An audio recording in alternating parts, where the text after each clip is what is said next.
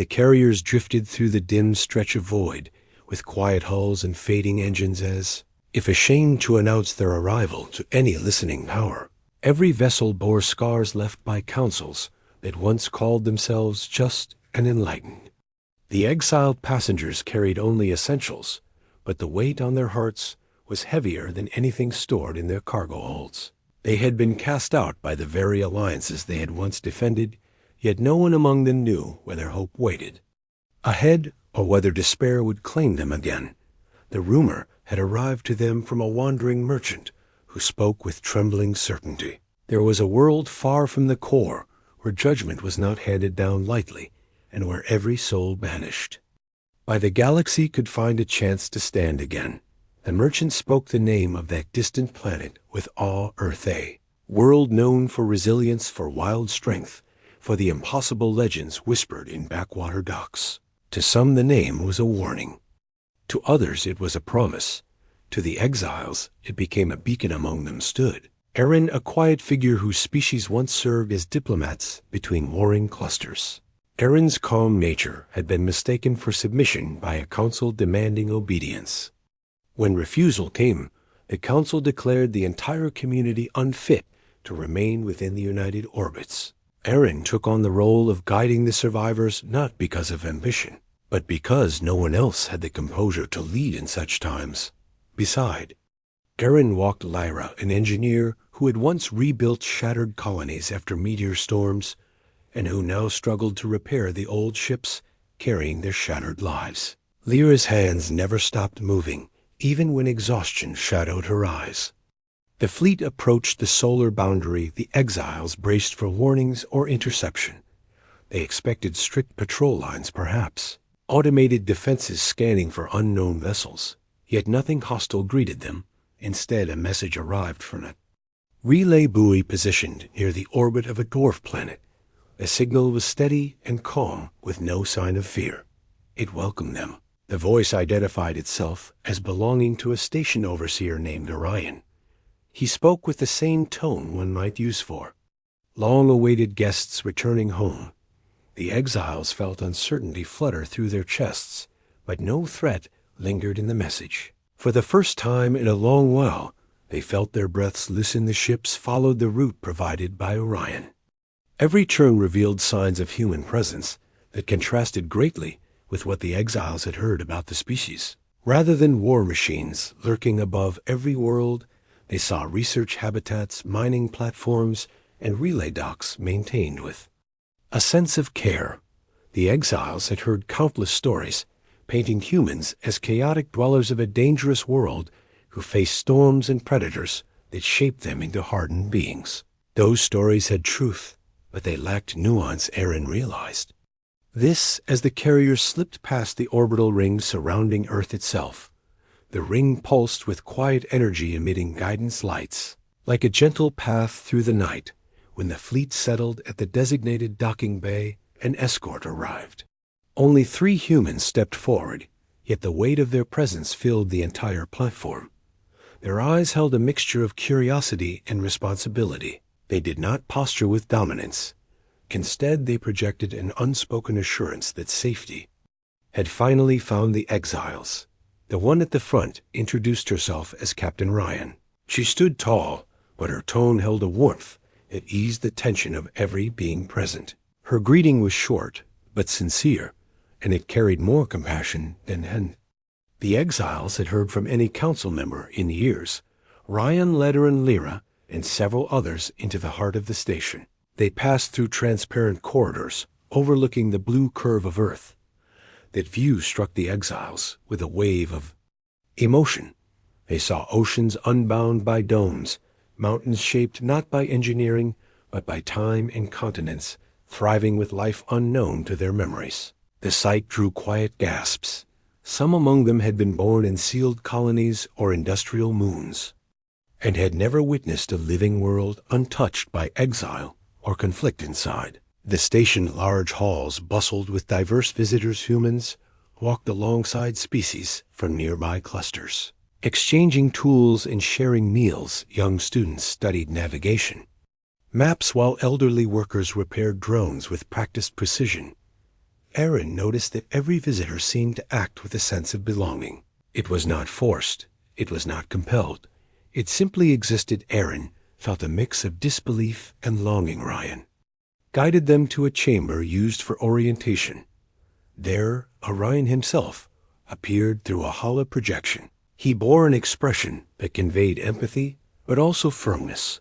He explained Earth's policies regarding refugees. Humans did not turn away those in need, but they also valued mutual effort and respect. Aaron listened carefully, recognizing that this balance was what had allowed Earth to flourish despite its dangers. Orion ended the briefing with a simple statement: as long as the exiles sought peace, Earth would stand with them. No council, no alliance, and no distant empire would override that decision.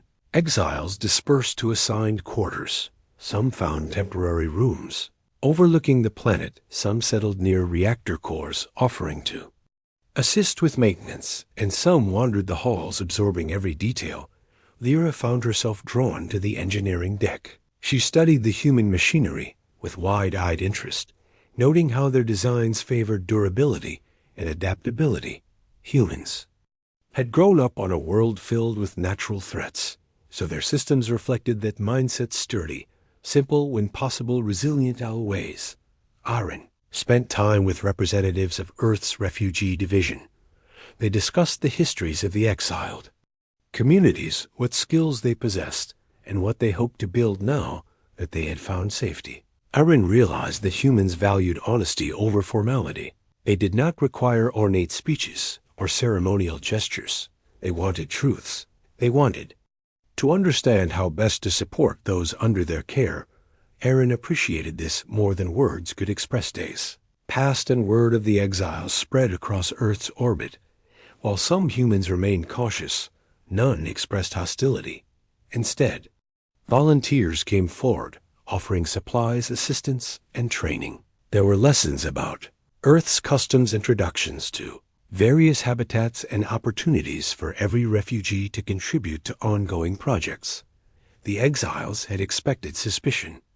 Instead, they found community. One evening, Ryan invited Aaron to view the planet from a private observation deck. The room was dim, but the Earth shone brightly through the wide window. Ryan spoke of how humanity had once struggled alone. They had survived disasters, both natural and self-inflicted. They had learned through hardship that pride held little value compared to unity. Ryan admitted that humanity was imperfect, but she believed their strength came not from power, but from the willingness to stand with those who had no place left to go. Aaron felt gratitude swell within and responded with quiet resolve. Their people would not waste this chance. As weeks became months, the exiles integrated into daily life. Children of their species played with human children in open recreation fields. Scholars shared knowledge with university researchers. Builders constructed new habitats using a blend of human and alien techniques. Lyra developed hybrid reactor components that increased efficiency and reduced waste. Her work impressed many human engineers who encouraged her to take a leading role in upcoming projects. This recognition stirred hope in her that she had thought lost forever. Aaron became a mediator for disputes among mixed crews. Though differences arose at times, Earth's communities handled them with fairness rather than prejudice. Aaron admired how humans believed every voice carried weight. The exiles had come from systems where councils silenced opposition. Yet here, disagreements were treated as natural steps toward better understanding. Eventually, a representative from a distant system arrived, carrying demands from the same councils that had once banished the exiles. They insisted Earth surrender the refugees, claiming the exile decree remained active. Ryan met the envoy with calm composure. She informed him that Earth recognized no authority capable of ordering such a surrender. She reminded him that the exiles had harmed no one and sought only peace.